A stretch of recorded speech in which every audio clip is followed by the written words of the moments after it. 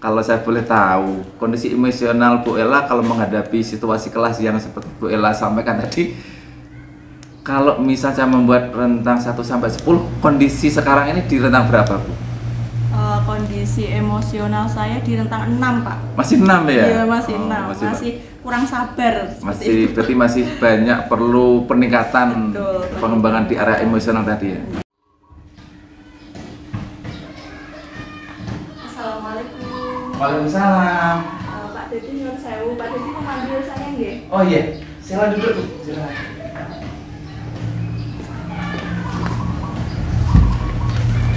Terima kasih Mbak Ella telah datang gini. Sesuai dengan pertemuan kita kemarin kan, rencana saya akan mengadakan supervisi kelas.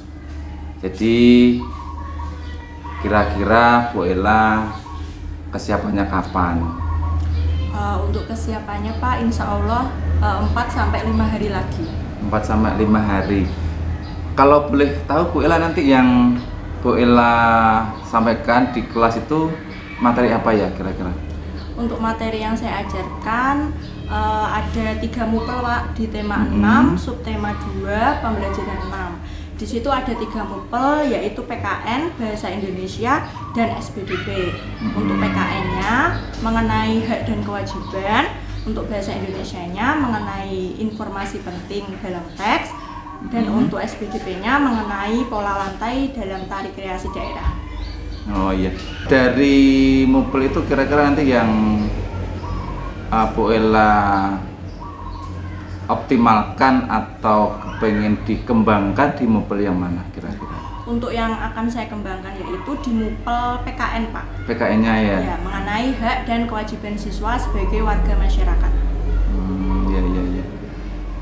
Kemudian dari Bu Ella sendiri itu, kalau tadi kan tujuan pembelajaran untuk nanti Mbak Ella waktu saya observasi ya.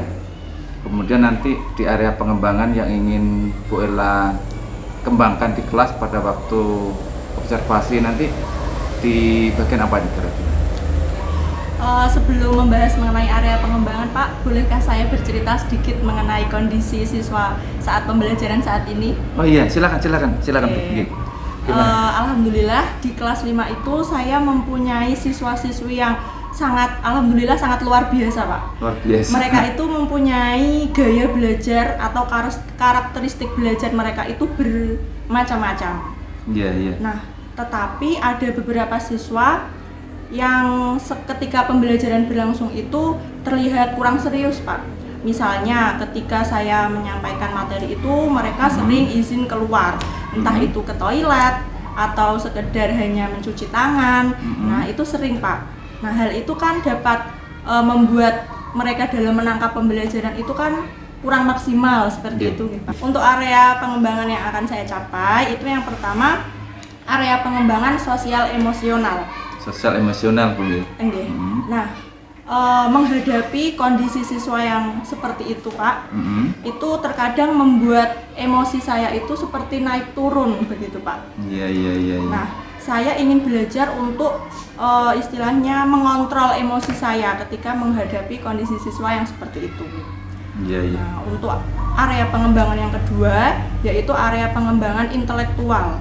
Bagaimana cara menyampaikan materi menjadi lebih jelas, menarik, menyenangkan, sehingga siswa itu lebih mudah dalam memahami materi. Nah, ketika siswa itu lebih mudah memahami materi, maka materi yang akan diterima siswa itu menjadi akan tertanam di diri siswa itu dalam jangka waktu yang panjang seperti itu. Dengan kata lain, saya ingin membuat pembelajaran yang lebih bermakna seperti itu Pak. Pembelajaran yang lebih bermakna ya. Dari yang Bu Ella sampaikan tadi, kondisi kelas waktu pembelajaran kalau nggak salah anak-anak sering keluar Bu ya. Sering keluar dengan alasan ke kamar kecil, kemudian ada yang apa? Mencuci tangan. Dengan alasan mencuci tangan ya. Mencuci tangan. Betul, berarti menurut yang Bu Ella sampaikan berarti hal ini bisa mengganggu konsentrasi pembelajaran di kelas. Kemudian yang kedua, area kompetensi yang ingin Bu Ella sampaikan itu, yang ingin Bu Ella kembangkan itu adalah area emosional. Bagaimana sih saya bisa mengontrol emosi menghadapi situasi kelas yang seperti ini. Kemudian yang kedua mengenai pembelajaran yang bermakna Bu ya, pembelajaran yang bermakna. Yang pertama yang ingin saya tanyakan itu melihat kondisi anak-anak yang sering keluar dengan alasan berbagai macam itu, kira-kira kondisi yang nantinya Bu Ella ingin capai itu kondisi yang bagaimana tentang pembelajaran menghadapi anak-anak yang sering keluar itu nanti?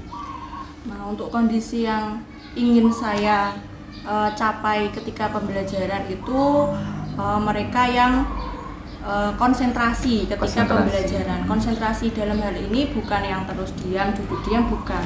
Yang istilahnya mendengarkan pembelajaran, ketika diskusi dia juga menyampaikan pendapatnya. Kemudian ketika mengerjakan dia juga fokus sehingga materi yang saya sampaikan itu dapat diterima dengan maksimal, seperti itu. Nah, begitu gitu. Kalau misalnya itu kan rencana atau keinginan yang Bu Ella ingin capai ya.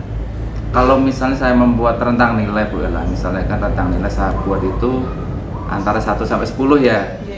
Jadi kondisi yang ada di kelas Bu Ella sekarang ini level berapa kira-kira dari rentang 1 sampai 10 itu? Untuk kondisi saat ini berada di level 7 Pak. 7 ya? 7 ya. Yang ingin Bu Ella capai nanti rentang berapa? Dari 10, 7? Pak. 10 ya? Alhamdulillah, mudah-mudahan. Kemudian yang dari segi pembelajaran bermakna Bu Ella, itu kondisi seperti apa sih yang Bu Ella inginkan nantinya sehingga pembelajaran yang kita laksanakan itu benar-benar bermakna bagi muridnya? Pembelajaran bermakna itu lebih ke pembelajaran yang bersifat menyenangkan Pak. Menyenangkan untuk anak-anak, sehingga ketika mereka itu senang dalam pembelajaran, otomatis nanti materi yang disampaikan oleh guru itu juga akan mudah diterima oleh anak-anak. Selain lebih mudah juga mereka akan mengingat lebih lama Pak. Seperti itu. Ini yang kedua, ini saya tertarik sekali Bu Ella. Ada pengembangan di area emosional tadi Bu Ella ya. Kira-kira kondisi Bu Ella saat ini sih, kalau saya boleh tahu, kondisi emosional Bu Ella kalau menghadapi situasi kelas yang seperti Bu Ella sampaikan tadi, kalau misalnya membuat rentang 1 sampai 10, kondisi sekarang ini di rentang berapa Bu? Kondisi emosional saya di rentang 6 Pak. Masih 6 ya? Iya, masih 6, masih kurang sabar. Berarti masih banyak perlu peningkatan. Betul, pengembangan di area emosional tadi ya? Iya Pak.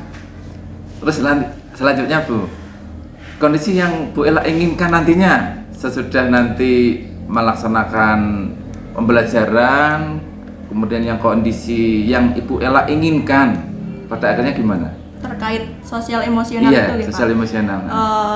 Yang saya inginkan itu ketika menghadapi siswa dengan kondisi seperti itu, saya akan lebih bijak menghadapi siswa dengan kondisi yang seperti ini.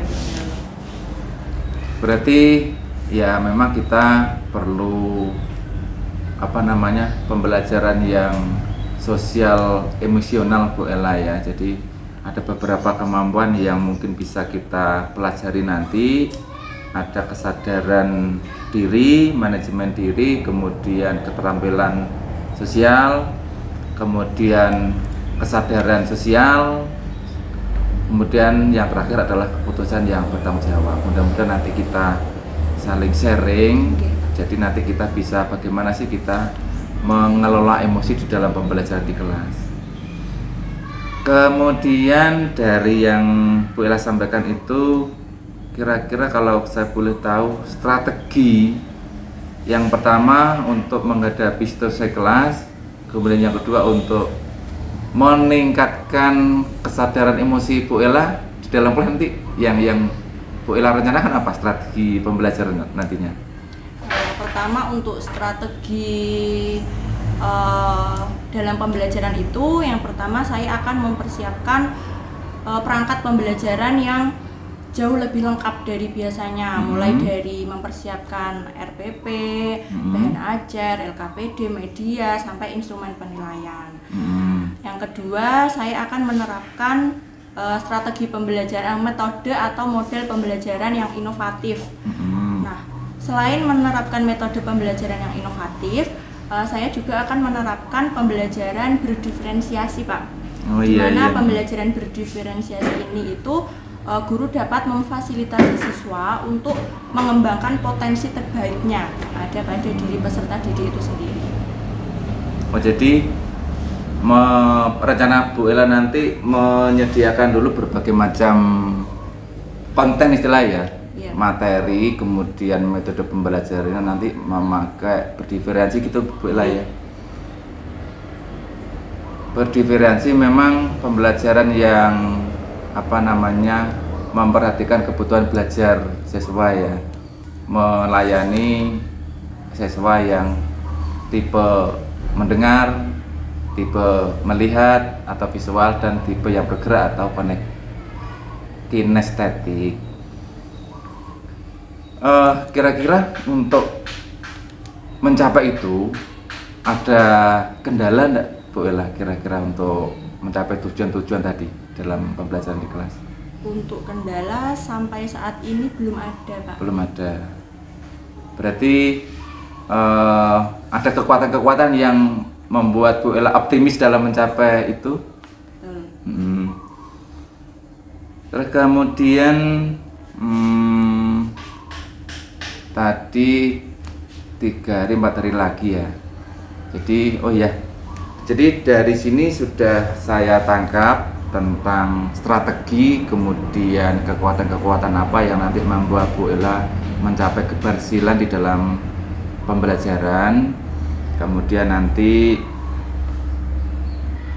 ketika sudah dilaksanakan pembelajaran yang boleh berdiferensiasi ya, itu mudah-mudahan nanti ada kemajuan di dalam pembelajaran di kelas. Jadi sesudah kita melaksanakan percakapan ini, kira-kira yang Bu Ella harapkan dari hasil percakapan kita ini kira-kira apa nantinya? Yang saya harapkan dari percakapan kita pada siang hari ini, Pak, saya berharap mendapatkan pencerahan terkait dengan permasalahan pada saat pembelajaran. Seperti itu, Pak. Terima kasih Bu Ella. Pada dasarnya supervisi itu tidak wahana atau ajang menghakimi atau mencari kelemahan kita ya. Supervisi itu kan pada hakikatnya pemberdayaan. Jadi antara guru dengan teman guru senior atau antara guru dan kepala sekolah sebagai supervisor itu, kalau selama ini kan supervisi akademik itu dianggap hal yang menakutkan ya Bu Ella, tapi tujuan kita kali ini adalah bagaimana kita saling pemberdayaan di kelas, bagaimana kita mengoptimalkan pembelajaran di kelas agar sesuai dengan tujuan. Jadi terima kasih Bu Ella, nanti kita bertemu lagi 4 hari lagi nggih Bu Ella. Nanti kita bertemu lagi di kelas, mudah-mudahan nanti bisa berjalan dengan lancar. Terima kasih Bu Ella untuk melanjutkan kegiatan di kelas selanjutnya. Silakan.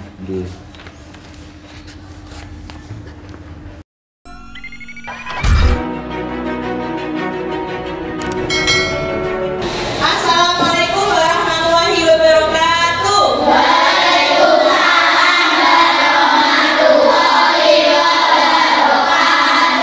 Selamat pagi anak.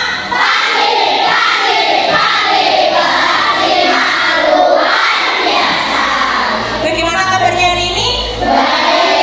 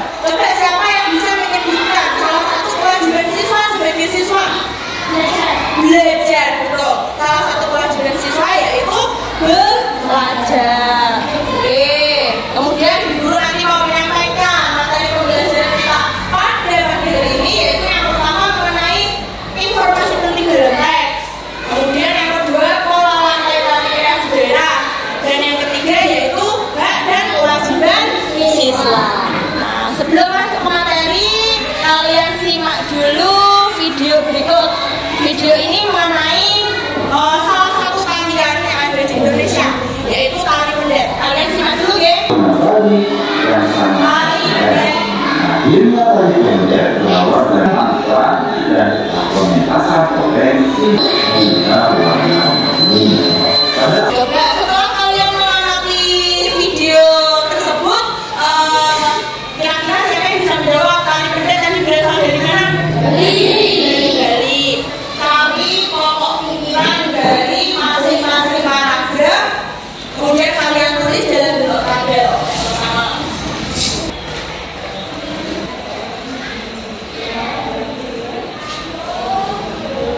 Pokok pikiran dari teks tari pendet itu angkat tangan. Oke, terus yang kedua. Tari pendet disepakati akhir tahun 1950. Oke, yang ketiga.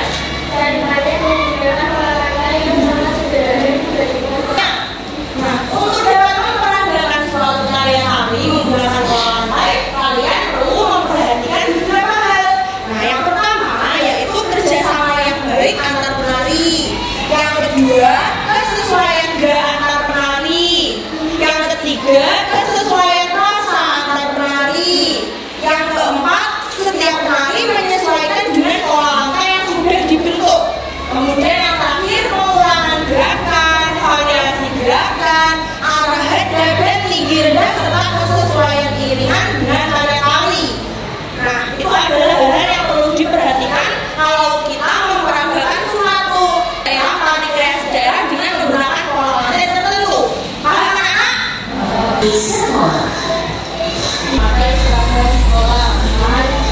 Nah, sekarang kita berdiskusi untuk kelompok satu, yaitu Nila, Aini, Ikram, dan Bayu.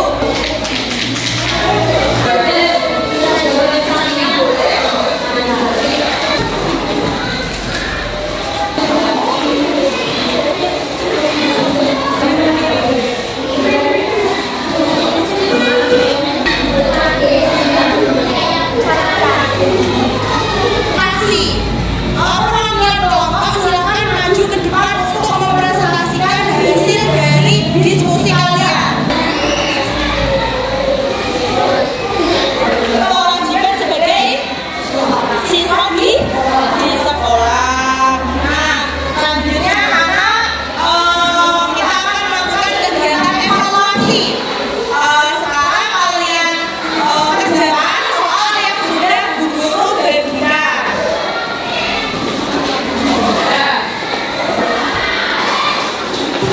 Oke, selanjutnya anak-anak, bagaimana perasaan kalian setelah pembelajaran ini? Apakah ini? Apakah pusing? Kuat? Atau yang kedua, dan anak, untuk menutup pembelajaran kita pada hari ini, sekarang ketua kelas untuk memimpin doa teman-temannya. Alif.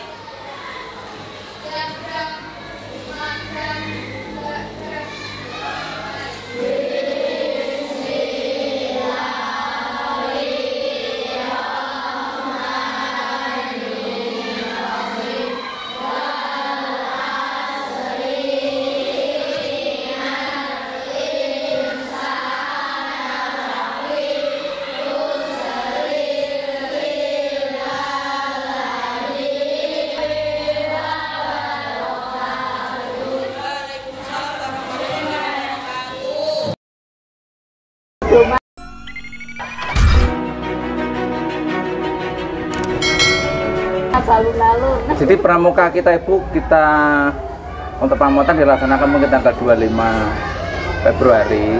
Persiapan kita sudah kita latih anak-anak ya.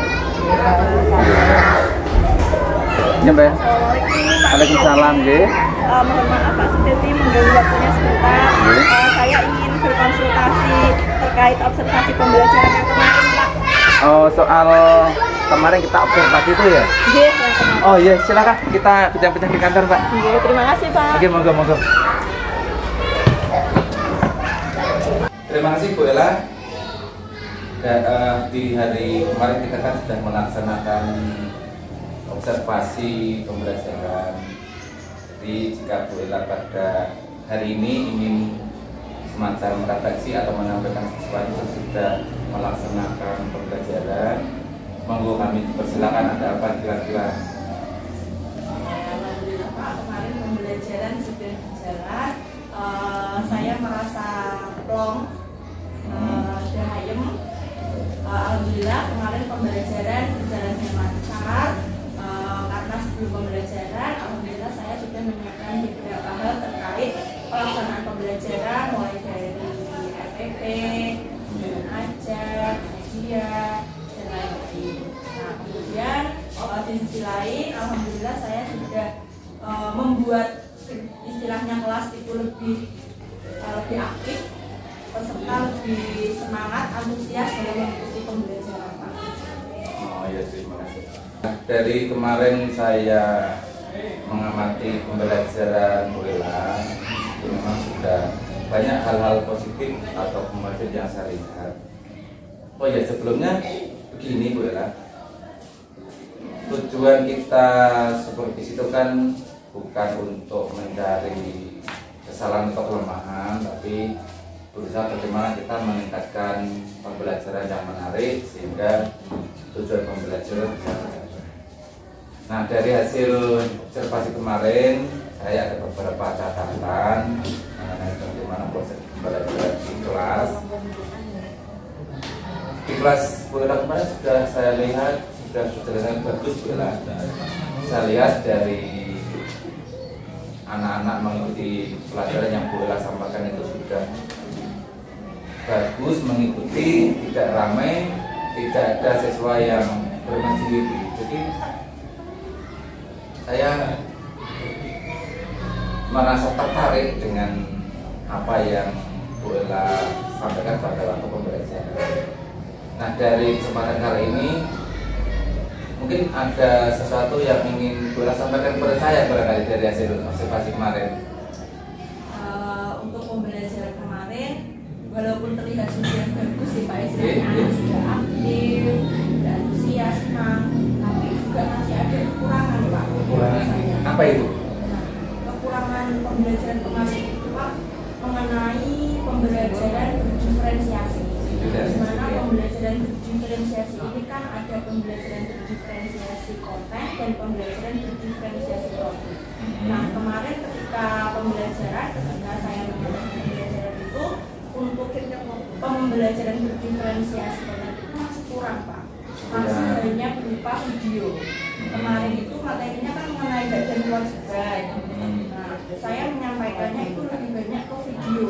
Padahal di sisi lain pembelajaran berdiferensiasi ini kan bisa selain video ya Pak, mungkin bisa komik, poster. Itu kemarin saya kurang dalam memberikan selain video itu. Jadi bisa saya sebutkan di sini dari pembelajaran kemarin Bu Ella belum maksimal di dalam diferensiasi konten, kalau nggak salah seperti itu ya. Berarti untuk area atau pengembangan yang masih Bu Ella ingin kembangkan berarti masih di area pengembangan soal materi diferensiasi yang dimati konten ya Bu ya. Terima kasih. Oh begitu. Untuk diferensiasi konten ini kira-kira yang ingin Bu Ella capai ke depan itu gambarannya seperti apa sih ketika panjenengan nanti menggunakan diferensiasi konten itu? Gambaran saya ketika saya memberikan pembelajaran diferensiasi konten itu anak lebih istilahnya lebih mudah dalam menerima materi, karena misalnya materi kemarin itu hak dan kewajiban. Nah, selain bentuk video, mungkin besok saya bisa menyampaikan lagi misalnya dalam bentuk komik agar materi itu juga lebih kompleks. Bisa selain itu bisa dari poster misalnya atau pamflet, tapi dengan materi yang sama, hak dan kewajiban. Jadi dengan materi hak dan kewajiban, tetapi bentuk materinya berbeda gitu ya. isinya sama, tapi bentuk dari materi itu beda. Artinya tadi Bu Ella sampaikan ada yang berupa video, ada yang berupa mic, barangkali ada yang berupa gambar. Oh ya, berarti dari penyesuaian bentuk materi ini nanti berarti menyesuaikan semacam kebutuhan belajar murid begitu Bu Ella ya. Kalau misalnya anak itu suka menggambar, berarti nanti dia otomatis memilih konten atau materi yang berbentuk gambar. Kalau yang suka misalnya dia lebih condong ke pemahaman melalui visual, berarti dia bisa melihat video begitu lah ya. Yang menarik sekali ini bukan berarti. Untuk di realisasi konten ini kita bisa realisasikan. Cuman ini boleh ada beberapa catatan yang sudah saya catat pada waktu observasi kemarin. Yang pertama, pembelajaran secara umum itu saya lihat sudah bagus. Anak-anak sudah bisa mengikuti pelajaran dengan hikmat, bersungguh-sungguh mengikuti yang proses dari awal sampai akhir. Kalau saya melihat sudah berhasil Bu Ella. Ini kalau menurut saya, tapi kalau dari Bu Ella itu selain diferensiasi konten, mungkin ada hal-hal lain yang menurut Bu Ella masih perlu dikembangkan dari pembelajaran yang saya observasi kemarin. Yang perlu dikembangkan selain pembelajaran diferensiasi konten itu mengenai minat belajar siswa. Minat belajar siswa menurut saya itu masih belum masih di tengah-tengah gitu loh Pak. Nah, siswa itu masih belum sesuai harapan Pak. Mereka ada yang masih cenderung apabila diberikan tugas itu mereka masih kurang bersemangat, itu 1-2 masih Pak. Sehingga saya ingin memotivasi mereka supaya minat belajar siswa itu semuanya sesuai dengan yang saya harapkan. Oh iya. Berarti itu berarti semacam data umpan balik dari siswa Bu ya?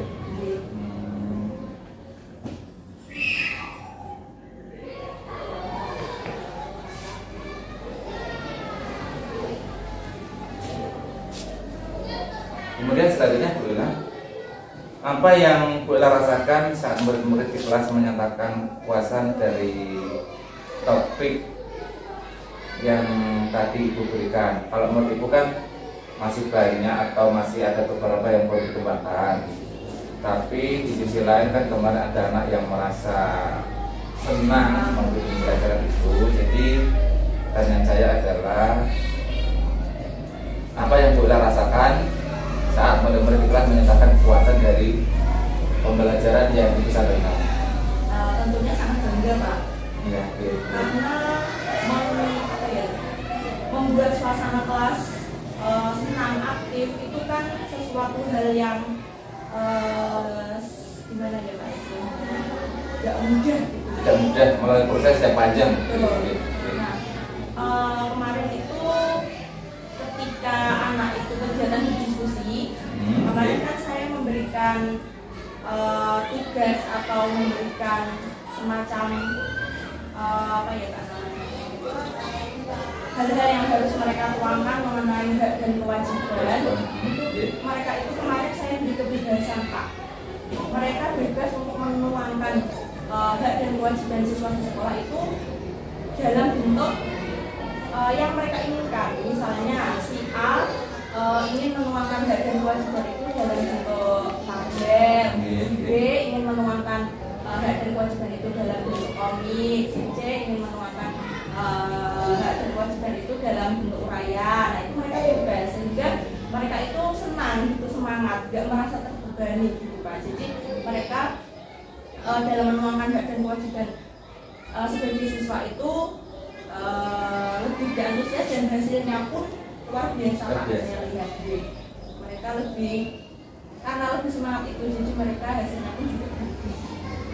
Jadi bisa saya simpulkan pembelajaran hari ini itu merupakan untuk perbaikan dari pembelajaran yang sebelumnya Bu Ella. Berarti yang melandasi keputusan Bu Ella untuk mengubah metode penyampaian materi berarti tadi ya, karena apa namanya, sebelumnya anak kurang tertarik ya, dan kemudian indikator pelajaran hari ini anak-anak berminat dan suka, dan hasilnya sesuai dengan ajaran. Yang berikutnya Bu Ella, saat Bu Ella tadi sudah ya Bu Ella sampaikan hasil refleksi dari pembelajaran, cuma saya ingin sekali lagi Bu Ella sampaikan saat merefleksikan pencapaian pembelajaran hari ini, indikator-indikator yang menunjukkan tercapaian pembelajaran hari ini itu mungkin bisa diulang lagi Bu. Indikator ketercapaian pada pembelajaran yang kemarin itu Pak, yang pertama yaitu mengenai sikap siswa. Maksudnya ketika pembelajaran itu siswa lebih terlihat bersemangat, berantusias dan aktif. Kemudian selain itu hasil belajarnya Pak, dapat dilihat hasil belajar siswa itu semuanya dinilai bagus di atas KKM. Di atas KKM. Kalau itu misalnya saya membuat berandai-andai ini, misalnya saya kan membuat rentang nilai ya antara 1 sampai 10 ya. Sebelum Bu Ella mengadakan perubahan tentang pembelajaran itu dan sesudah melaksanakan perubahan berupa pembelajaran berdiferensiasi, itu kalau sebelumnya di rentang berapa Bu, dari 1 sampai 10 yang saya buat ini, misalnya posisi 1 atau yang sebelumnya? Yang sebelumnya itu masih di rentang 7. Kalau sekarang sesudah Bu Ella mengadakan perubahan sehingga mengambil apa namanya cara pembelajaran yang berdiferensiasi ini di rentang berapa? Kalau sekarang sudah di rentang 9 Pak. 9 ya, alhamdulillah. Berarti ada kemajuan yang cukup berarti Bu Ella. Alhamdulillah. Berarti catatan-catatan yang saya buat ini memang sudah betul Bu Ella. Dari hasil beberapa catatan sesudah saya observasi kemarin itu memang banyak sekali dari beberapa percakapan yang sudah kita lakukan Bu Ella, itu pada intinya saya mengobservasi itu pembelajaran sudah terjadi dengan baik. Namun dari Bu Ella sendiri tadi masih ada area-area yang ingin dikembangkan ya, terutama mengenai soal konten materi. Kalau boleh tahu Bu Ella, dari area yang ingin dikembangkan itu kan di area apa namanya pengembangan konten ya, yang berdiferensiasi. Strategi Bu Ella itu kan gimana untuk memenuhi target yang ingin Bu Ella capai dalam pengembangan di area diferensiasi konten tadi? Rencana Bu Ella yang ingin Bu Ella lakukan apa? Untuk strateginya hampir sama seperti yang tadi sudah saya sampaikan Pak, lebih membuat misalnya diferensiasi konten itu bukan hanya video, tapi banyak menampilkan dan lain-lain selain video, komik, poster ataupun yang lainnya. Untuk kendala ada kira-kira? Mungkin saat ini Belum ada. Alhamdulillah, mudah-mudahan. Terus kemudian mungkin Bu Ella ada untuk mencapai tujuan itu, mungkin ada pihak-pihak lain yang mungkin bisa membantu agar rencana Bu Ella itu lebih apa namanya, keberhasilannya lebih bisa diharapkan begitu. Pastinya ada Pak. Iya. Semua itu harus ada beberapa orang yang istilahnya membantu, Mendukung. Alhamdulillah Pak, di sekolah itu kan kebetulan Pak Sudedi sendiri sebagai calon guru penggerak. Setidaknya Pak Sudedi dapat memberikan wawasan mengenai pembelajaran berdiferensiasi itu. Selain itu di sekolah juga terdapat guru-guru yang dapat memberikan motivasi kepada saya untuk memberikan pembelajaran berdiferensiasi ini sendiri, gitu Pak. Ya, terima kasih. Ya, alhamdulillah. Mudah-mudahan insya Allah Bu Ella, saya kapanpun Bu Ella menginginkan bantuan saya, mudah-mudahan saya bisa membantu dari hasil pembelajaran saya mengikuti program calon guru penggerak, ada materi pembelajaran berkreasi, mudah-mudahan nanti ya kita saling bekerja sama, saling melengkapi. Terima kasih Bu Ella. Sebelum kita akhiri bincang-bincang kita pada pagi ini, mungkin ada semacam kesimpulan yang Bu Ella ambil dari percakapan ini untuk langkah-langkah berikutnya. Alhamdulillah Pak, setelah kita melaksanakan kegiatan refleksi pada kegiatan pembelajaran yang kemarin, saya menjadi lebih yakin untuk merealisasikan pembelajaran berdiferensiasi. Kemudian saya juga selain itu alhamdulillah Pak Dadi dapat membantu saya untuk memberikan bimbingan terkait pembelajaran berdiferensiasi, dan ada guru-guru di SD juga yang dapat memotivasi saya untuk merealisasikan kegiatan pembelajaran berdiferensiasi ke depannya. Baiklah, terima kasih.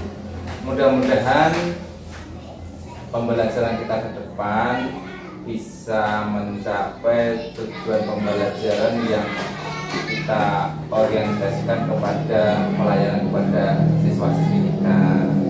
Jadi pada intinya saya ulangi sekali lagi, untuk supervisi akademik ini bukan semata-mata mencari kelemahan Bu Ella dan guru-guru teman-teman guru yang lain, tapi ada kemitraan bagaimana sih kita bersama-sama untuk meningkatkan kualitas pembelajaran demi tercapainya kebutuhan belajar. Mudah-mudahan ke depan bisa berjalan dengan lancar, tujuan pembelajaran kita tercapai. Terima kasih, selamat kembali ke kelas untuk mengajar anak-anak. Ya, sama-sama.